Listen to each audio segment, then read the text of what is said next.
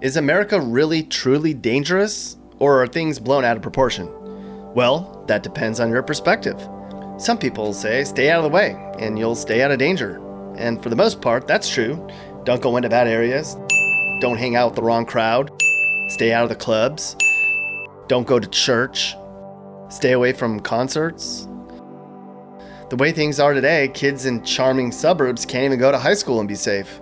Going to the movies is way different than it used to be. Every day there's a new Ring doorbell that records somebody getting beat up, and every 2 seconds, somebody in the USA is the victim of a crime. Sadly, you're not even safe in your own bedroom in America, and neither are your kids. Them's the facts, Jack. But on the flip side, in most neighborhoods of America, even a break-in causes people to get all worked up, and a shooting is usually personal between people who are already in trouble with the law. When's the last time you saw a crime happen or heard a gunshot? Not too often, right? So is America truly dangerous, or do the once-in-a-while major events tend to make it look worse than it is?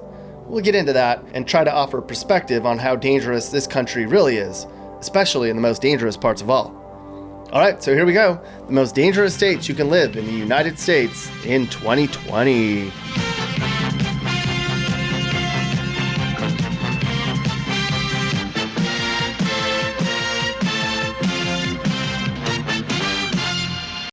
Our first most dangerous state in the USA is Arizona.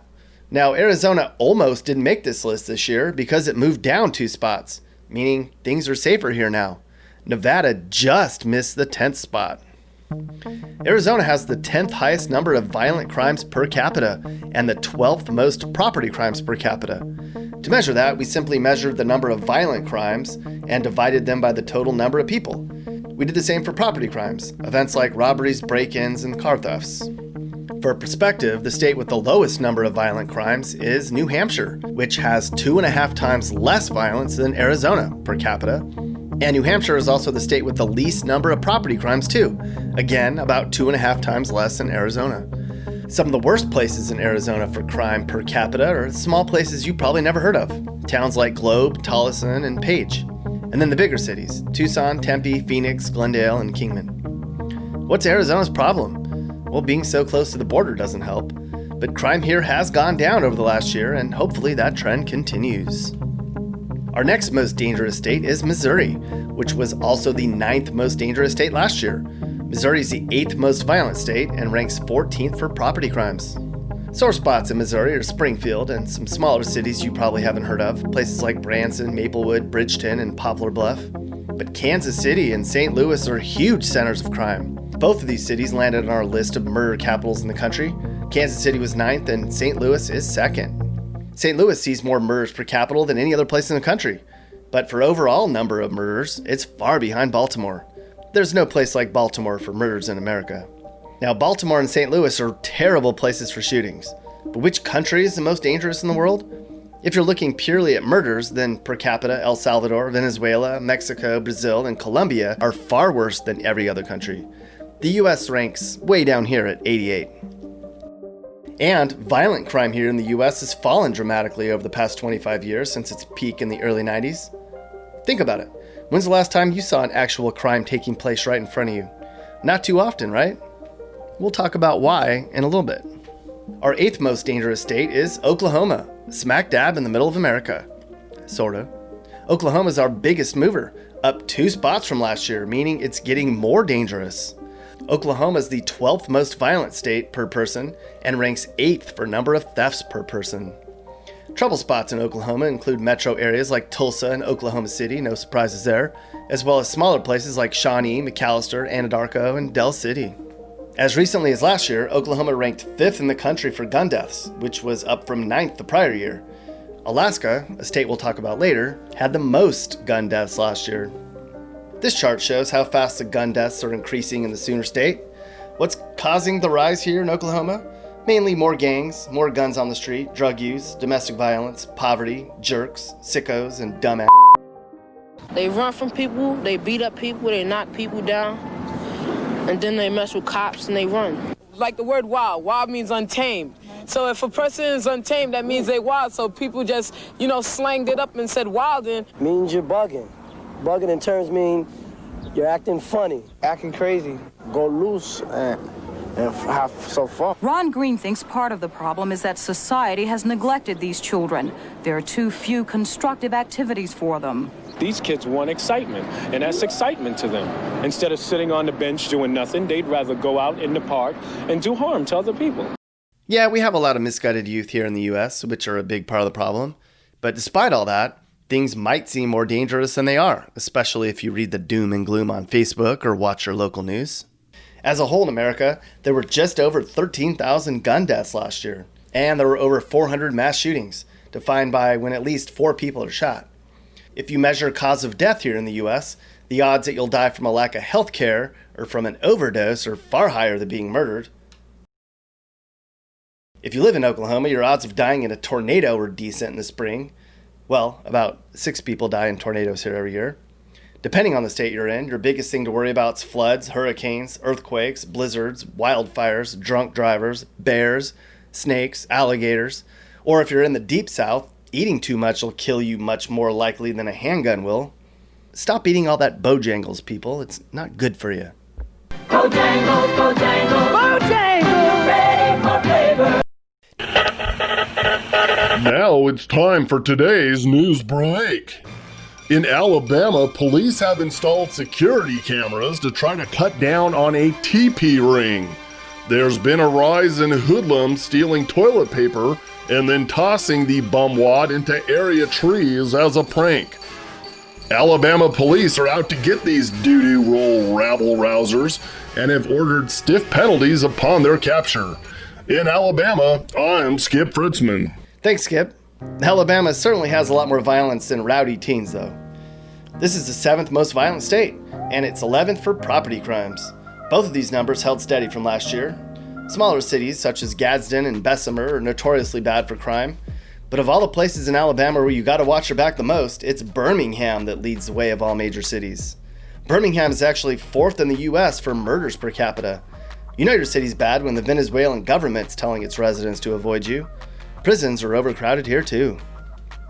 Dangerous, shooting, stealing, killing everywhere. Crimes and crazy people anywhere. They are so dangerous. Now we're going to stay in the South here for a big stretch. Southern states like South Carolina remain not only dangerous, but also less educated and poor. Overall, South Carolina is 9th in the US for violent crimes, but 4th highest for property crimes. Apparently, car thefts are big up here in South Carolina for some dumb reasons. People are leaving their keys in the car, and in many cases, the cars are running. Despite new technology which makes hot wiring cars a thing of the past, people are making it easy for criminals to take their cars. What's going on, South Carolina? Earlier, we discovered the number of gun deaths has gone down in the US, but what about number of robberies? Overall, property crime rates are going down every year, and pretty dramatically. Burglary rates are down. Car thefts are down, but not as low as they were a few years ago. Well, what gives? Well, Pew Research asked Americans what they think of lowering crime rates, and if they even notice. Turns out people think crime is getting worse at the national level, but we tend to say crime is going down at the local level. There isn't a real answer as to why crime's going down in the USA. Some have posturized that the economy's doing better, or that we're drinking less alcohol, or that we're taking antidepressants more, or we're distracted a lot by social media and technology. One theory even stated that there's less lead in the atmosphere now, since there's been a connection between lead exposure and, well, crazy people. Tennessee's a little safer this year. Barely. Though you wouldn't know it in places like Memphis. As a whole, the volunteer state is 3rd worst for violent crimes and 10th for property crimes. Last year, it was even more violent here, if you can believe that. Other cities besides Memphis that are real targets for criminals are Savannah and Dyersburg. That's a fitting name. Chattanooga is also notoriously bad for crime. Do less educated and poorer people commit more crimes? After all, the South meets those standards. Well, after Googling, it was clear the answer is yes. Did you know the average IQ for someone in prison is 89? 89? What's the average IQ for a regular person, Mappy? 100. So people in prison are dumber. Makes sense. What's your IQ, Mappy? The last time it was measured was 189. 189? What the? You're a genius, Mappy. He might be a genius on facts, but he can't even load the dishwasher right. Who cares about housework, Mappy? You make the money and she does the cleaning. That's the way it should be. Oh God, women are gonna go batshit in the comments below. Arkansas is another state where income levels and educational attainment are far below the national average. It moved up on our list from 5 last year. This year it's 4th worst for violence and 6th worst for property crimes. Here in Arkansas, it's not the smallish towns where crime is the worst. It's the big cities. Little Rock, Pine Bluff, and West Memphis are all very high for violence and thefts. If you're not familiar with Pine Bluff, it's a sad place. There's 9 prisons in this city of 42,000 people. Now, a loss of manufacturing jobs here and across the state has resulted in a high level of poverty and drug use. Hence the nickname, Crime Bluff. Now, after an exhaustive search, I was able to find this gem. It's a prom contract that high school kids in Arkansas have to sign. Now, if you have 21-year-olds trying to go to a high school event with somebody in high school, well, then no wonder this place is crazy dangerous. This just about sums it up right there, mister. That's Arkansas for you. Even deeper down south is the state of Louisiana, our 3rd most dangerous state. Louisiana is 6th in the nation for violent crimes and 3rd for number of robberies, car thefts, and stolen identities. I bet if you don't live in Louisiana, you've probably never even heard of the most dangerous cities in the boot. Technically, per capita. Baton Rouge and New Orleans only rank as the state's 13th and 14th most dangerous places, and those places are really bad. Well, of course, if you look at total crimes, there's far more in places like Baton Rouge and New Orleans, but sometimes, a lot of times, per capita, there's even more crime in smaller places. Some analysts think it's because criminals have been kicked out of the larger cities. Some say it's a lack of good jobs in small towns, and others say a culture of violence has just worked its way into small town America. Now, New Orleans still ranks as the number 6 murder capital in the country, where 119 people were killed last year. And that's just what was reported. Down here, bodies disappear and nobody knows what happened to them, fella. We're going out west now, and we're going to stay out west for the rest of this video. And no, California isn't the most dangerous state, though parts of LA and San Francisco look like third world countries with all the poop and crap everywhere. New Mexico has just about tipped the scales, folks. This state ranks 2nd for violent crimes and has the worst property crime rate in the country. A teeny place called Gallup, way out near Arizona and Native American land, ranks as the most dangerous per person in the state. Albuquerque's 3rd. The largest city in New Mexico is at the center of I-40 and I-25, which are major drug routes east-west and north-south. New Mexico, like other border states, has to deal with the criminal elements that illegally cross over the border but don't want to get too far in case they need a quick escape. Illegal residents are arrested here for violent crimes all the time. New Mexico also suffers from decades of poor legislation and from bad governing. Education here is less than stellar, which doesn't help matters, and there's very few programs for kids and teens to participate in. There's also very few good-paying jobs. And it's the 2nd most dangerous place in the country, no surprise. Finally, we come to the state of Alaska, the 2nd to last state to join the Union, but the 1st state in danger. As a whole, Alaska ranks as the most dangerous state in the country when you measure violent crimes. There were 884 violent crimes per capita here in the Great North, far, far and above the rest of the pack. Alaska is more than 4 times more violent than New Hampshire, at least for measured violence. And Alaska is 2nd in the US for property crimes. So why is Alaska so darn crazy?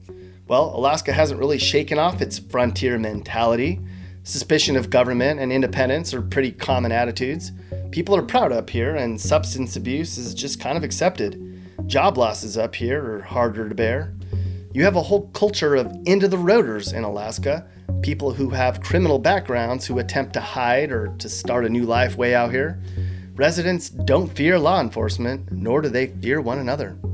Plus, it's dark and isolated up here. You'd go crazy yourself. Alaska, our most dangerous state, everyone. Now, I'm not trying to downplay the fact that everyday violence takes American lives. Guns kill a lot of people here, and homes and cars get broken into all the time. In the states we just talked about, crime is higher than in other states. But overall, even in the states we just talked about, most of the crime is contained to particular areas and among certain groups. It's just too bad that we have to deal with real assholes in this country who don't understand what it means to just leave other people alone. But hey, you could always get a guard dog. In fact, there are many dogs up for adoption in a shelter near you.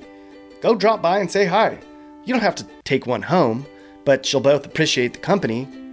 Okay, you might take it home, but you'll be glad you did. Hey guys, if you learned something new or you just like this video, make sure to like it. And if you really like this video, make sure you hit that subscribe button so you get all of our videos about what it's like to live in different places in America. Peace.